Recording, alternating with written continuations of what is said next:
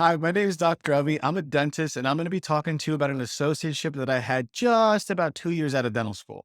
I feel like sharing these experiences with you is super helpful so that way you can really see how dental associateships work and you can hopefully avoid the bad and do more of the good. So, this is part 8 of a series. If you haven't seen 1 through 7, go back right now, watch it, and come back right here. There's a bunch of super spicy details in those videos. You don't want to miss it. So if you watch part 7, you know that I left because I was being micromanaged and just flooded with negative criticism. So now I was looking for a job. I wanted to be in a private practice and I found a job very quickly. I found it so quickly because I actually knew the owner. It was the same owner from a practice that I previously worked at. I was on good terms with him. And turns out they needed an associate now because they were busier. Now, I wasn't going to accept the same job as before. I asked for a higher base because I had more experience, and I also asked for a termination period to be put into the contract. I learned from my previous mistakes. He agreed to the terms, and I took the job. I committed to 2 days a week, and the place was 5 minutes from my apartment. This was a solid setup in my mind. It was a nice, clean, modern practice. I had a good relationship with the owner, and I was ready to go. I'll be honest, this practice was comforting for me. It felt like home. There was a lot of stuff that I could recognize, and I just understood how the practice ran. I knew what was expected of me. And yeah, I liked it. I was even starting to produce over my daily guarantee amount. This was like the first time in my career where that ever happened. So, right as life was getting good, boom, the pandemic hits.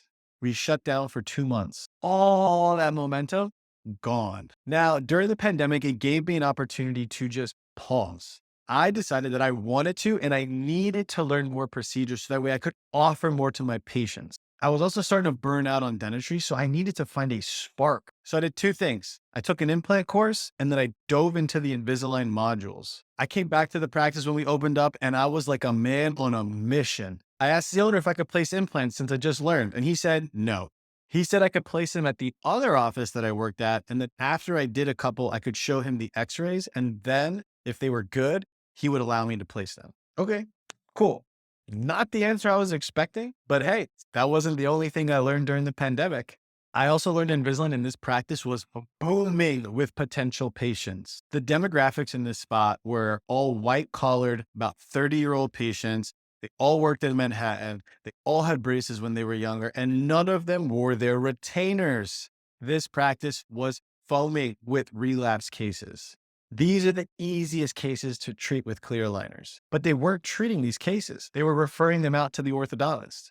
So I saw an opportunity. I thought, hey, I can do all this treatment in-house. We don't have to refer as much. More patients get the treatment that they need.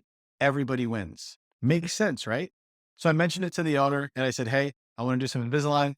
What do you think? And he said, talk to some patients, see if there's interest, and then we'll talk again. Cool. I went to work, started talking to patients. I had 5 cases set up, ready to go. I even talked to the Invisalign rep to talk about how we can implement Invisalign in the practice.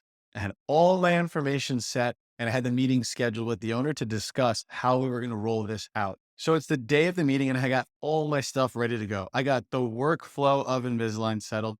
I have the cost of the lab bill. I have the price we can charge patients. I have scripts for the entire team that we can use. Most importantly, I had the names of the 5 patients ready to do treatment. Let's go. Let's do this. That's what I was thinking, at least. I was nervous as hell for this meeting because I knew this could be a huge shift in my career. If he signed off on implementing Invisalign, I could take off in this practice. I would be able to dive into the world of clear aligners and not look back. If he said no, well, I didn't really have a plan for that. We met and we discussed everything. And at the end of the meeting, the owner determined that he did not want to do this. His reasoning was that it wasn't going to be profitable and that I needed to just stick with bread and butter dentistry and get better at that. Duh. I was stunned, literal shock. I couldn't believe it. I didn't know what to say. I just said, okay. And I moved on with the day. Honestly, when I went home, I was devastated. For one, I hated root canals. I didn't want to do any more of them. But two, this dream and vision I had of taking off with clear liners and making that be my thing was just wiped away. I felt so defeated.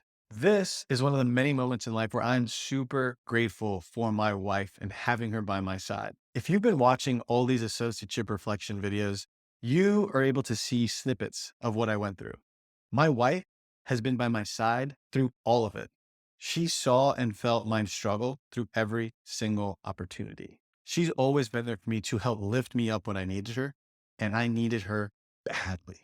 And she was there for me. Not only was she there for me, but she proposed an idea to me that was so radical. I couldn't believe what she was saying.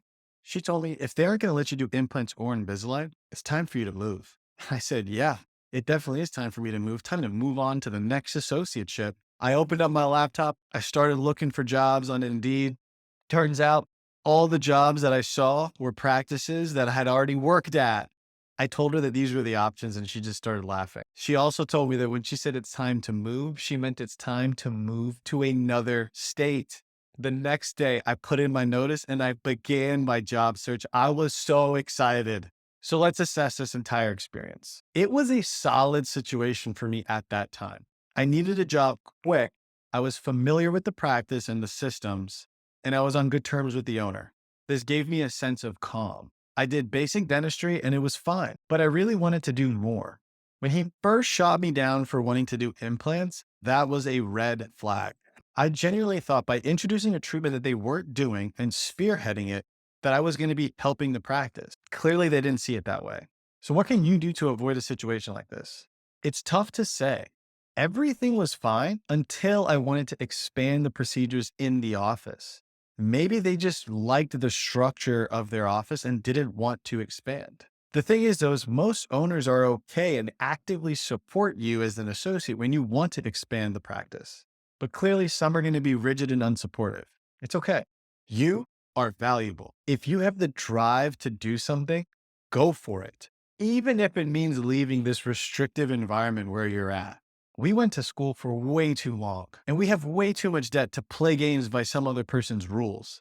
Write your own story and dive into the things that light you up. If you don't, you're robbing yourself from a fulfilling life. I hope you enjoyed this video. Please drill that like and subscribe button and share this with anybody you think you may benefit. If you're wondering where we moved, a spoiler is that they are known for their tacos and tequila. Check out part 9 to find out. Thanks.